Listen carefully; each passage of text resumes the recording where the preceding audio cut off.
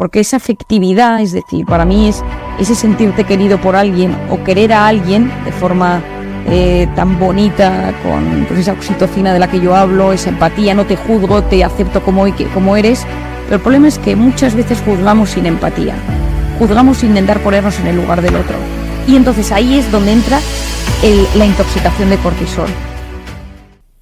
Bueno, es verdad que nunca escucho, me cuesta mucho escuchar una entrevista o una conferencia mía luego porque, bueno, de repente pienso que lo he explicado regular, o pues yo creo que a nadie nos gusta escuchar nuestra voz cuando nos graban, como que te cuesta reconocerte. Estoy de acuerdo.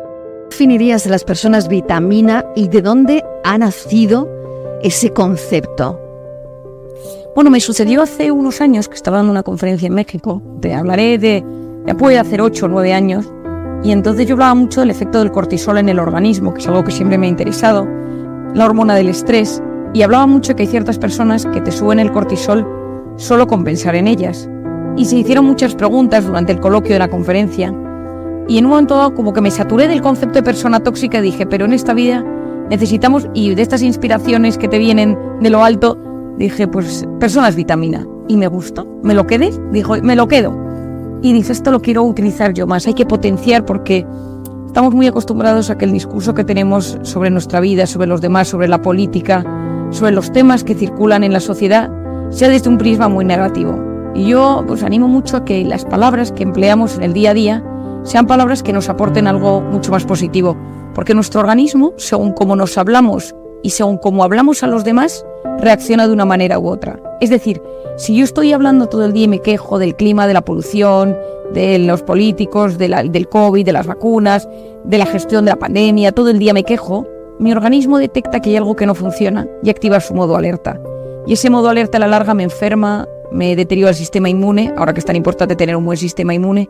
En cambio, cuando yo me hablo bien, cuando las palabras que yo empleo en el discurso del día a día son desde el cariño, desde el afecto, desde el respeto, desde la cordialidad, hay algo muy potente que sucede en el organismo. Y por eso yo animo mucho a mis pacientes, a mis lectores, a que ese discurso sea mucho más positivo. Fíjate qué curioso, hemos preguntado a los oyentes por una frase, salud, dinero, amor, y qué le faltaba a la frase. Hemos jugado durante toda la tarde con este concepto, salud, dinero, amor, y qué más. Y la gente ha contestado, fíjate, Marian, optimismo, música, empatía, lealtad, generosidad, respeto, solidaridad. Este concepto está al final en la gente, ¿no? Bueno, es que yo creo que tenemos que ir potenciando cada vez más, que es verdad que la salud es importante, y yo sobre todo potencio mucho la salud mental, porque creo que cuando tienes la cabeza bien, los dolores duelen menos, los dolores físicos duelen menos. Por otro lado, lógicamente, el dinero pues ayuda a que las cosas vayan mejor, pero otro día leí el día que supongo que es una noticia que la habrá leído mucha gente, incluso quizá le hayáis comentado en la radio, el porcentaje de gente que se arruina o que reconoce que ha roto su vida después de ganar la lotería, que me impresionó muchísimo, un porcentaje del 70%. ¿No? Es decir, que la mala gestión de la abundancia del dinero pues también es negativa. Yo hablo siempre de unos mínimos. Yo añadiría ahí la familia. ¿Familia qué es? La familia, tus padres, tus hermanos, tu marido, tu mujer, tus hijos, o esa especie de familia amigos que son los que vas eligiendo a lo largo del camino. Porque esa afectividad, es decir, para mí es ese sentirte querido por alguien o querer a alguien de forma tan bonita, con pues esa oxitocina de la que yo hablo, esa empatía, no te juzgo, te acepto como eres, me parece que es lo que le da el cambio, lo que le da luz a la vida. Son las personas de las que te rodeas. ¿Qué tenemos que tener para convertirnos en una persona vitamina? O no sé si seríamos capaces de analizarnos a nosotros mismos para saber que a lo mejor somos nosotros una persona vitamina. Bueno, yo creo, y esto es una pregunta que me hicieron una de las primeras, que me pareció muy curiosa, y es si podemos ser vitamina para unos y tóxico para otros. Qué interesante.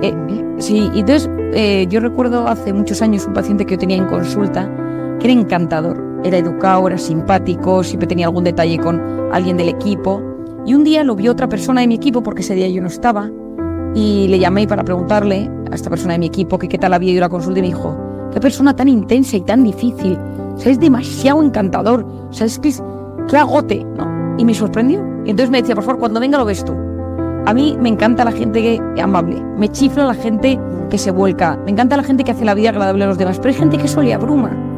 Entonces, muchas veces lo que para unos es una persona relajante, una persona que le anima, para otros son personas que te abruman. Entonces, también hay que saber que hay personas que son muy apasionadas, que generan mucha alegría en su entorno, y a otras que les parece demasiado intenso. Entonces sí que puede pasar eso. Y por otro lado, tú me preguntas que para ser personas vitamina, yo creo que lo primero es que tengamos mucha conciencia de nosotros mismos. ¿Cómo soy yo? ¿Qué cosas me alteran? ¿Y cómo soy yo alterado? O sea, yo soy el quid. Yo soy una persona tímida. Me estresan las masas, y cuando me altero me pongo súper irritable. Entonces soy consciente de cómo tengo que trabajar mi forma de ser, de cómo tengo que gestionar mis factores de estrés, y sobre todo cuando yo llevo un tiempo irritado, pues entender que no he gestionado bien ni mi forma de ser ni mis factores de estrés.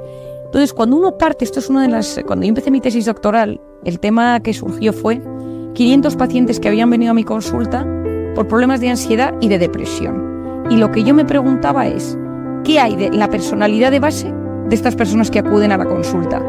Y me topé con que un 80% de estas personas tenían algo en su personalidad que les hacía sufrir. En psiquiatría y en psicología esto tiene un nombre que se llama trastornos de la personalidad, tiene un nombre muy feo, que son cosas, o trastornos de la personalidad son rasgos de la personalidad que te hacen sufrir o que hacen sufrir a las personas de tu entorno. Están las personas excesivamente dependientes, las personas impulsivas, histriónicas, obsesivas, las personas que tienen ese fondo psicópata, las personas y son, por ejemplo, excesivamente desconfiadas, que se me van ocurriendo diferentes facetas. Entonces, el problema que tenemos es que a veces nuestra forma de ser, que es el resultado de nuestras vivencias, de nuestra genética y de nuestra historia con nuestra infancia, con nuestros padres y nuestros hermanos y en el colegio, el cúmulo y la adaptación que eso lleva al presente, pues tiene sus aristas, y todos la tenemos. El que es impaciente, el que es impulsivo, el que es muy sensible, el que le da muchas vueltas a las cosas. Y el problema está cuando eso deja de ser gestionable y empieza a ser un problema. Y encima ese problema no solo me intoxica a mí, sino que afecta a las personas de mi entorno. Si yo soy una persona muy impaciente y vivo en pleno siglo XXI con el tráfico, con el estrés que vivimos, existe la posibilidad de que yo desprenda una mala energía, entre comillas, en las personas de mi entorno. Por eso la conciencia de uno mismo, conocerse, comprenderse, aceptarse para llegar a superarse, es un camino para empezar a ser persona vitamina. ¿Nos anulan mentalmente las personas tóxicas, doctora? Sí, totalmente. O sea, las personas tóxicas, que no son tóxicas porque no hay nadie tóxico, es tóxico el efecto que producen en nosotros. Es decir, una persona de por sí no es ni mala, ni tóxica, ni dañina, sino que el efecto que produce en mí es hiriente. Conozco muy poca gente que voluntariamente diga, me voy a ti y te quiero hacer daño. Hay gente así, pero es mucha menos de la que tenemos en nuestras cabezas. Nuestras cabezas a veces tienden a ver a los demás mucho peor de lo que son. Gente a veces más sencilla, más simple, pero calibramos unas intenciones que no son siempre reales, pero nuestra mente magnifica y sufre, y esa voz interior nos machaca. Pero esas personas, esa percepción que tenemos de ellas en nuestra mente nos hace sufrir enormemente y nos sube el cortisol. Por eso hoy hay una frase que repito muchísimo, que es: comprender es aliviar. Cuando uno intenta comprender lo que subyace en la personalidad de esos tóxicos, de esos mal llamados tóxicos, a veces entendemos por qué actúan así con nosotros o por qué nos afecta tanto. Te doy un ejemplo.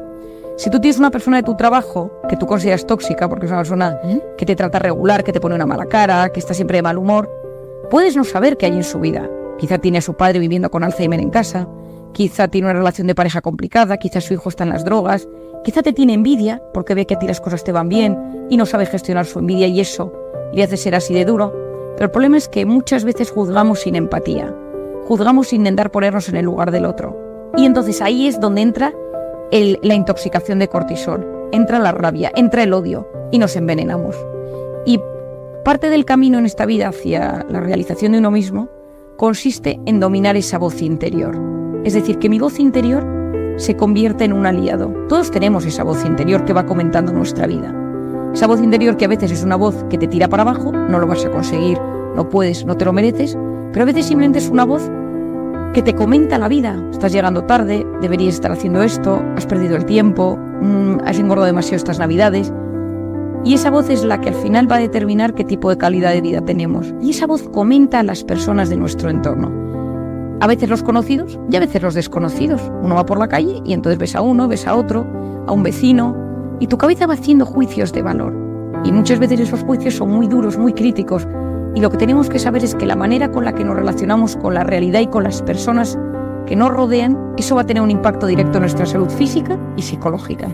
Voy a eso justo, a lo que estamos viviendo, doctora Rojas Estapé, porque me gustaría hablar el tiempo que nos queda del miedo y la culpa, ¿no? La pandemia ha provocado muchos problemas de salud y poco a poco van apareciendo los relacionados con la salud mental.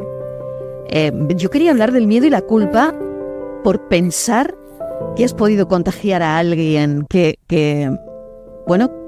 se ha adueñado todo esto ha ido generando ansiedad, mucha ansiedad, ¿no? Hemos conocido un test en farmacia que nos ha dado negativo, pero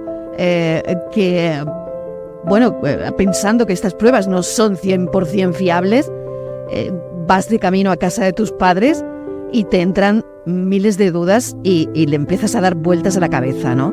Porque igual tu compañero de trabajo te llama y te dice, oye, yo he dado positivo.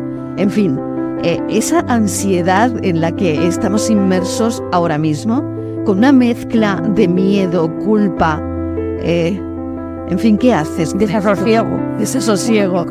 Porque, claro, vas a entrar a casa de tus padres justo en el momento en el que alguien te llama y te dice, mira, yo acabo de dar positivo y te tomaste un café por la tarde con esa persona. En fin, no lo sé, estamos viviendo todos en esta vorágine tan tremenda y, como le decía, es que se están viendo ya, ¿no? Están apareciendo asuntos relacionados con la salud mental y que probablemente tendrán que ver con el cortisol del que nos habla, ¿no? Bueno, es que cuando empezó la pandemia, recuerdo perfectamente en mi casa que nos confinamos con mi familia y con mis padres y mis hermanos, porque por temas de salud y circunstancias personales preferíamos estar todos juntos. Y yo estaba embarazada a punto de dar a luz y tengo niños pequeños, y entonces nos pusimos todos juntos. Y recuerdo hablar con mi padre y con mi hermana, que trabajamos los tres juntos, y decir, ay Dios mío, las secuelas de esto, ay Dios mío, las secuelas de este confinamiento, las secuelas de este virus, ay Dios mío, lo que está por venir, ¿no? O sea, yo fui plenamente consciente de que una mala gestión de este asunto, no digo una mala gestión sanitaria o económica o social, sino una gestión de mis pensamientos, podía ser la gran debacle. El confinamiento fue terrible, el posconfinamiento fue terrible, y cuando parecía, en septiembre de este año, que por fin las cosas empezaban a tranquilizar, ha llegado este Omicron. Es decir, el cerebro necesita fases de pausa, que le des meses de tranquilidad, y no los hemos tenido. Y ese es el gran problema. La Navidad del año pasado fue una Navidad muy dura, pero fue esperada. O sea, todos sabíamos, en la Navidad del año pasado, del 2020, que no sabíamos si íbamos a tener Navidad, 6 personas, 8 personas, toque de queda, pero éramos conscientes de que había sido un año horrible y que lo poco que tuviéramos era un regalo. Pero nadie podía imaginar que este año hubiera tantísimas personas que pasaran Nochebuena, Nochevieja, fin de año, Reyes, confinados solos en sus casas. Esto era algo completamente impensable. Gracias a Dios, esta variante parece ser menos agresiva que la otra, cosa que nos alegra. Es decir, respiro. Ahí tenemos el respiro. Eso, gracias a Dios, es el respiro. Pero, ¿cuál es el asunto? Que nos hemos vivido, esta mañana he ido a la farmacia a comprar unas medicinas, y la farmacéutica, que ya me conoce mucho, me dice, Mari, en el día 31 vendí 700 antígenos.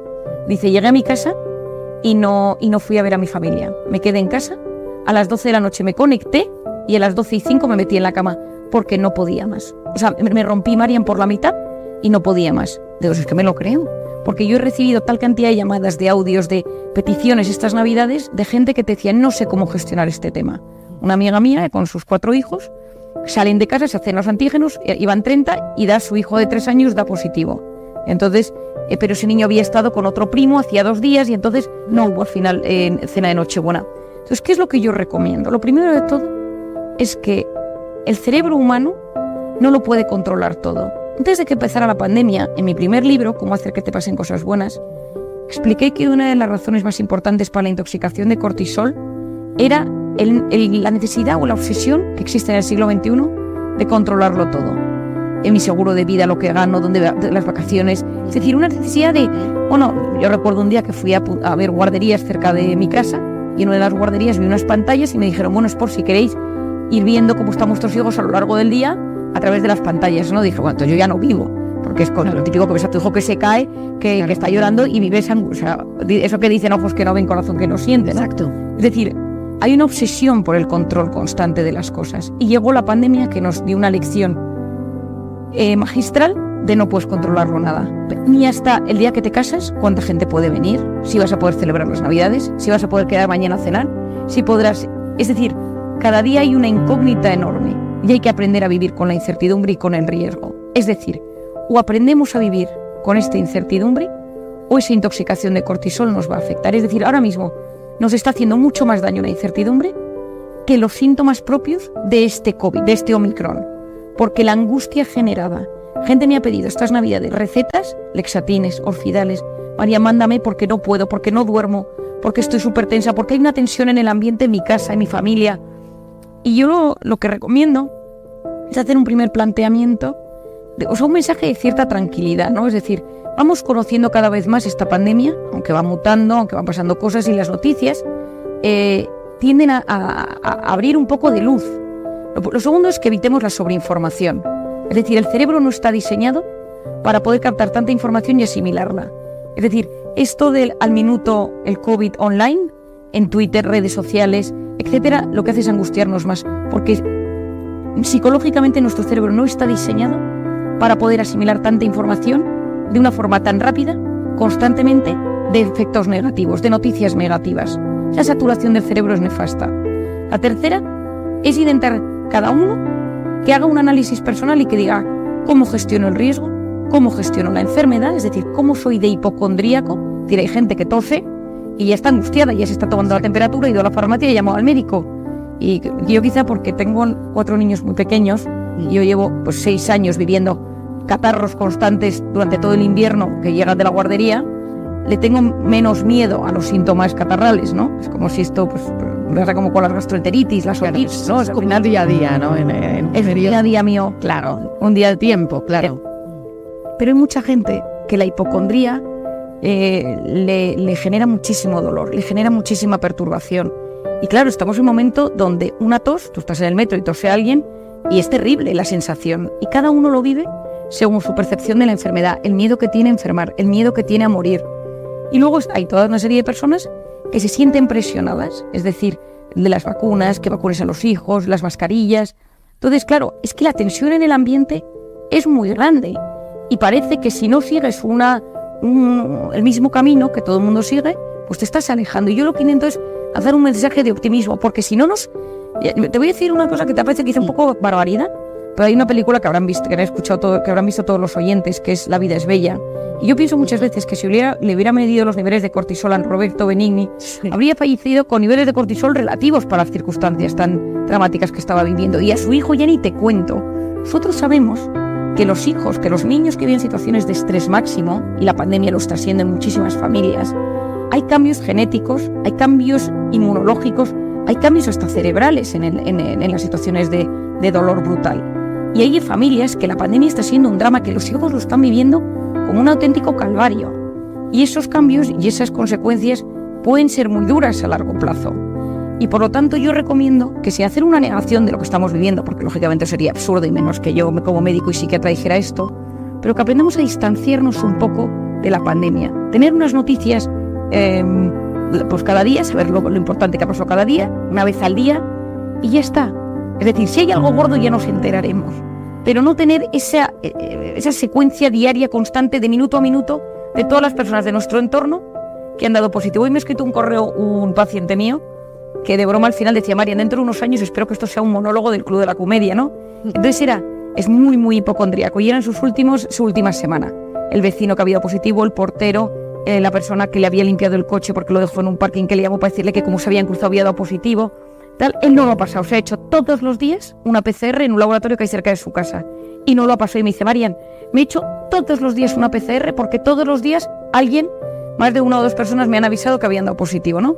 Pero me dice, O antes de ayer me hice un análisis de cortisol y lo tengo por las nubes. Le digo, no te has contagiado de PCR, pero te has intoxicado de cortisol, ¿no? Claro. Entonces, bueno, intentar tratarnos un poco mejor, sabiendo que la forma en la que nos adaptemos a estas circunstancias tan complejas en las que estamos viviendo va a influir de forma muy importante en nuestra salud física, en nuestra salud psicológica, en nuestros genes, en la regeneración celular, en nuestro sistema inmune y, si tenemos hijos, en el desarrollo emocional de nuestros hijos.